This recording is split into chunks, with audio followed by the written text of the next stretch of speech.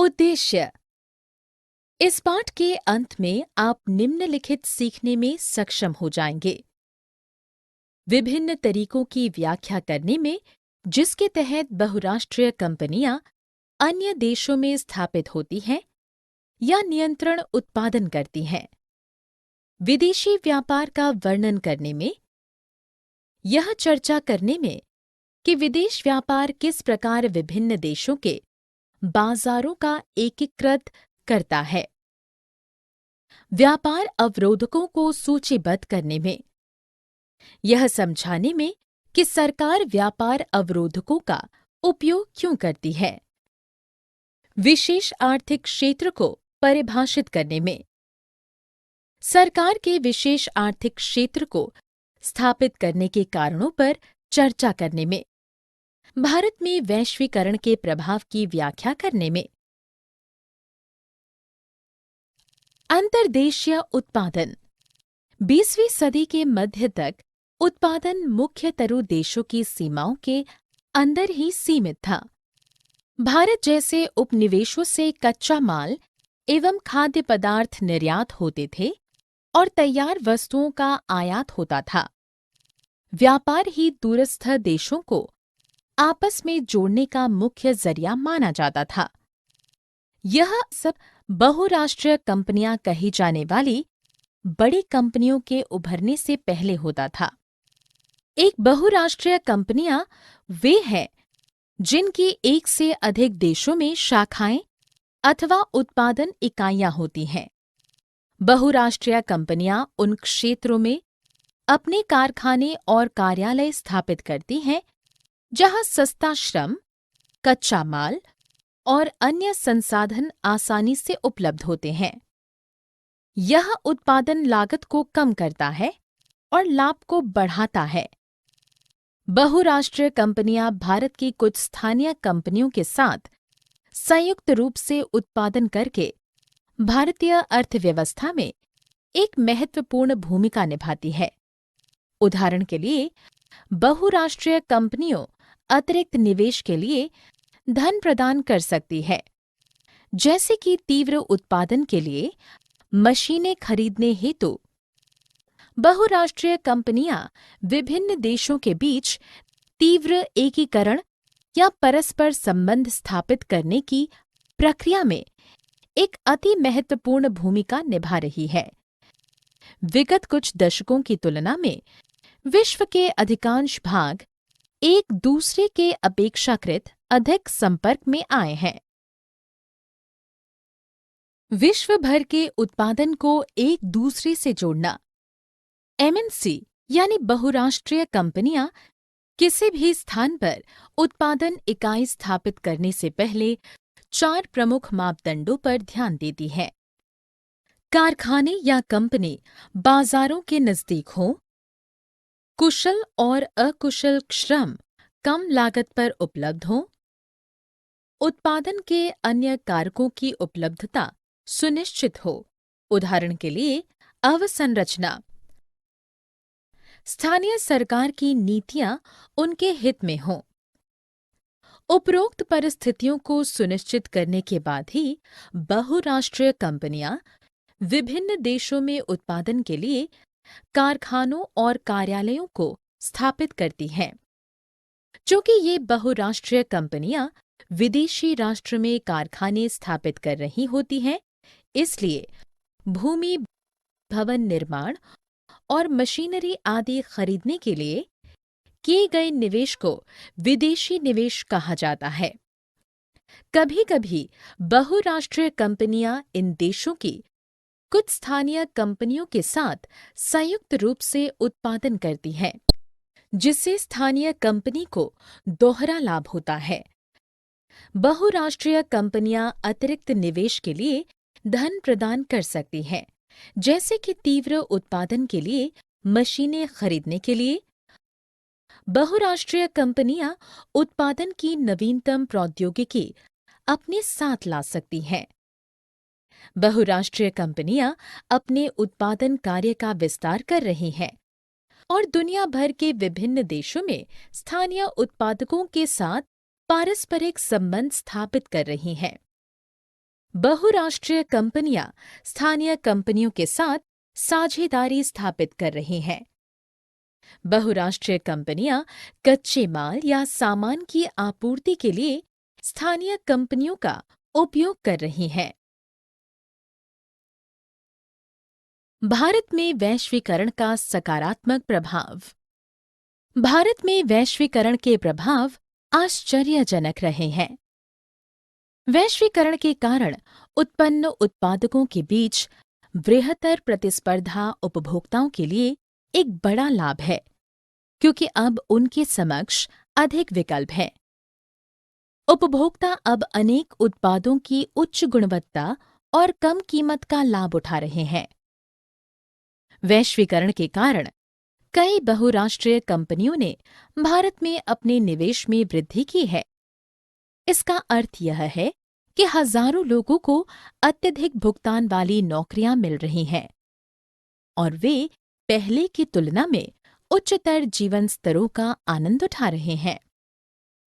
इन उद्योगों के कच्चे माल की आपूर्ति करने वाली स्थानीय कंपनियां समृद्ध हुई हैं। शीर्ष भारतीय कंपनियों को बढ़ती प्रतिस्पर्धा से लाभ हुआ है। उन्होंने नवीनतम प्रौद्योगिकी और उत्पादन प्रणालियों में निवेश किया है और अपने उत्पादन मानकों को ऊंचा उठाया है। कुछ भारतीय कंपनियों ने विदेशी कंपनियों के साथ सफलतापूर्वक सहयोग कर लाभ अर्जित किया है। कुछ बड़ी भारतीय कंपनियां बहुराष्ट्रीय कंपनियों के रूप में उभरी हैं, जैसे टाटा मोटर्स। वैश्वीकरण ने सेवा प्रदाता कंपनियों, विशेषकर आईटी क्षेत्र वाली कंपनियों के लिए नए अवसर का सृजन किया है, जैसे कि आंकड़ा प्रविष्टि यानी डेटा एंट्री, लेखाकरण और प्रशासनिक कार्य भारत में अब सस्ते कीमतों पर किए जा रहे हैं और विकसित देशों को निर्यात किए जा रहे हैं। इसने हजारों नौकरियों का सृजन किया है। भारत में वैश्वीकरण का सकारात्मक प्रभाव। गुणवत्ता वाले उत्पाद, नौकरी के सुअवसर, भारतीय बहुराष्ट्रीय कंपनियां, विदेशी सहयोग, नवीनतम प्रौद्योगिकी, कच्चे माल की आपूर्ति, उच्चतर जीवन स्तर। भारत में वैश्वीकरण का नकारात्मक प्रभाव। भारत में वैश्वीकरण के नकारात्मक पहलू भी हैं। वैश्वीकरण ने बड़ी संख्या में छोटे उत्पादकों और श्रमिकों के लिए बड़ी चुनौतियां खड़ी की हैं। नकारात्मक प्रभाव के कारण बढ़ती प्रतिस्पर्धा। विदेश व्यापार की उदारीकरण नीतियों ने बहुत कम कीमत पर इलेक्ट्रॉनिक उपकरणों के आयात को अनुमति दे दी है। इलेक्ट्रॉनिक उपकरणों के स्थानीय उत्पादक इस चुनौती का सामना नहीं कर पाए हैं।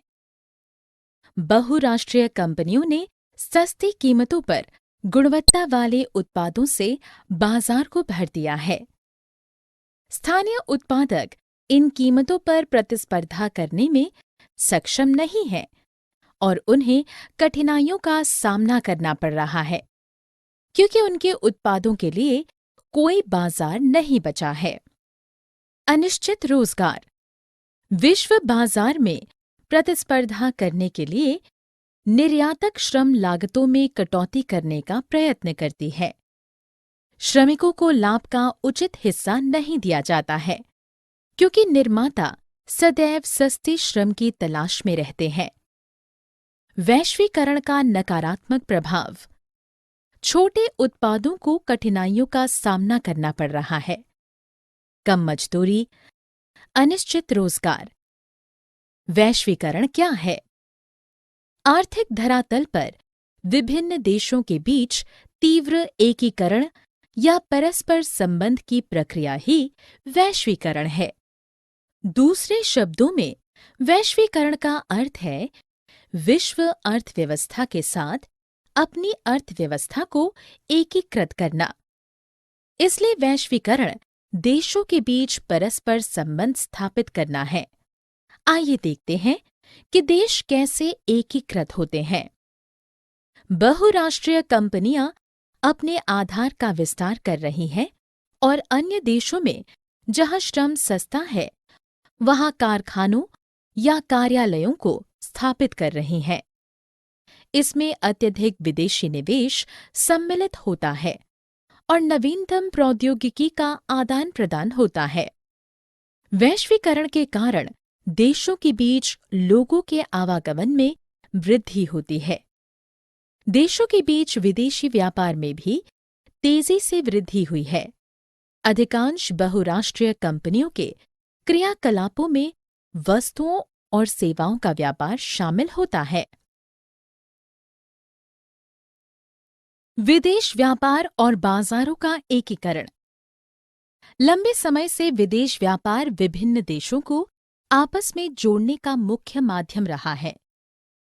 यहाँ तक कि 8वीं शताब्दी के आरंभ में भारत सहित दक्षिण एशिया और पूर्व और पश्चिम के बाजारों के मध्य गहन व्यापार हुआ करता था। व्यापारिक हितों के कारण ही विभिन्न व्यापारिक कंपनियां जैसे ईस्ट इंडिया कंपनी भारत की ओर आकर्षित हुईं।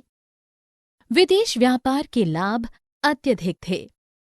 विदेश व्यापार ने उत्पादकों को घरेलू बाजारों अर्थात अपने देशों के बाजारों से बाहर के बाजारों में पहुंचने के अवसर प्रदान किए। उत्पादक विश्व के अन्य देशों में स्थित बाजारों में प्रतिस्पर्धा कर सकते थे।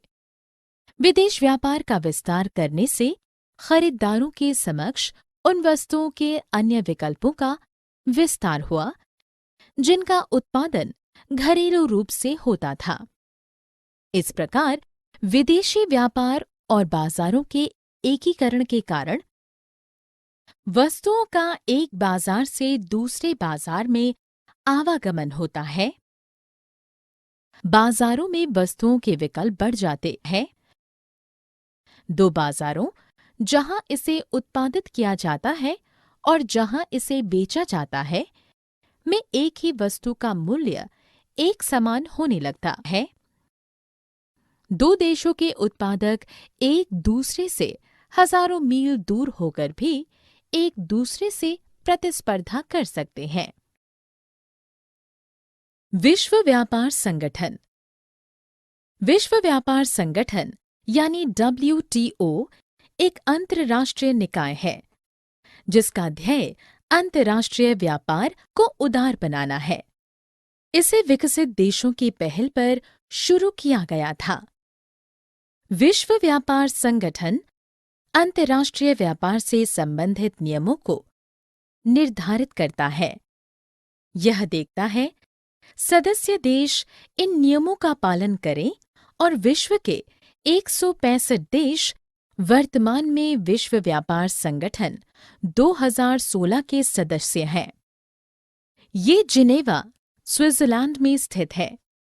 इसे 1 जनवरी 1995 को स्थापित किया गया था। यह उरुग्वे समझौता 1986 से 1994 द्वारा निर्मित किया गया था। इसने 27 जुलाई 2007 तक 151 देशों को सदस्यता प्रदान की। विश्व व्यापार संगठन के तहत 2007 के लिए कुल बजट 182 मिलियन स्विस फ्रैंक्स है। सचिवालय कर्मचारियों की संख्या 625 है। पास्कल लैमी महानिदेशक इसके अध्यक्ष हैं। विश्व व्यापार संगठन के कार्य हैं WTO व्यापार समझौते का प्रशासन, व्यापार समझौतों के लिए मंच, व्यापार विवादों को संभालना, राष्ट्रीय व्यापार नीतियों की निगरानी करना, विकासशील देशों के लिए तकनीकी सहायता और प्रशिक्षण, अन्य अंतर्राष्ट्रीय संगठनों के साथ सहयोग। न्यायसंगत वैश्वीकरण के लिए संघर्ष। वैश्वीकरण के 2 पहलू हैं, सकारात्मक, नकारात्मक। यदि दोनों के बीच एक संतुलन बनाया जा सके तो हम न्यायसंगत वैश्वीकरण की दिशा में प्रयास कर सकते हैं। एक और शिक्षित, कुशल और धनी लोग हैं जो वैश्वीकरण से लाभान्वित हुए हैं। दूसरी ओर अशिक्षित, कम कुशल लोग हैं जो इससे लाभान्वित नहीं हुए हैं। सरकार यह सुनिश्चित करने में एक प्रमुख भूमिका निभा सकती है कि वैश्वीकरण के लाभ शिक्षित और अशिक्षित सभी लोगों तक समान रूप से पहुंचे। इसकी नीतियों को न केवल धनी और शक्तिशाली बल्कि देश के सभी लोगों के हितों का संरक्षण करना चाहिए। भारत सरकार को यह सुनिश्चित करना चाहिए कि श्रमिक कानूनों का उचित कार्यान्वयन हो और श्रमिकों को उनका अधिकार मिले। सरकार को छोटे उत्पादकों को उनके कार्य निष्पादन में सुधार के लिए उस समय तक मदद करनी चाहिए जब तक वे प्रतिस्पर्धा करने के लिए पर्याप्त रूप से सक्षम न हो जाएं। यदि आवश्यक हो तो सरकार को छोटे उत्पादकों की रक्षा के लिए व्यापार और निवेश अवरोधकों का उपयोग करना चाहिए। सरकार न्याय संगत नियमों के लिए विश्व व्यापार संगठन से समझौते कर सकती है। विश्व व्यापार संगठन में विकसित देशों के वर्चस्व के विरुद्ध लड़ने के लिए समान हितों वाले अन्य विकासशील देशों के साथ भी संरेखित हो सकती है। बड़े अभियानों और जन संगठनों के प्रतिनिधियों ने विश्व व्यापार संगठन के व्यापार और निवेश से संबंधित महत्वपूर्ण निर्णयों को प्रभावित किया है। यह प्रदर्शित करता है जनता भी न्याय संगत वैश्वीकरण के संघर्ष में महत्वपूर्ण भूमिका निभा सकती है। सारांश, हमने जो कुछ सीखा है उसे संक्षेप में दोहराएं। संयुक्त उत्पादन अतिरिक्त निवेश के लिए धन और उत्पादन के लिए नवीनतम प्रौद्योगिकी प्रदान करता है। दो देशों के उत्पादक एक दूसरे से हजारों मील दूर होने के बावजूद भी गहन प्रतिस्पर्धा करते हैं। इस प्रकार विदेश व्यापार विभिन्न देशों के बाजारों को जोड़ने या बाजारों के एकीकरण में परिणत होता है। सरकार विदेश व्यापार को बढ़ाने या घटाने के लिए व्यापार अवरोधकों का उपयोग करती है और ये तय करने के लिए कि किस प्रकार की वस्तुएं कितनी मात्रा में देश में आनी चाहिए। बढ़ी हुई प्रतिस्पर्धा ने शीर्ष भारतीय कंपनियों को नई प्रौद्योगिकियों और उत्पादन प्रणालियों में निवेश करने और अपने उत्पादन मानकों को बढ़ाने के लिए प्रोत्साहित किया है। वैश्वीकरण ने कुछ बड़ी भारतीय कंपनियों को बहुराष्ट्रीय कंपनियों के रूप में उभरने में सक्षम बनाया है।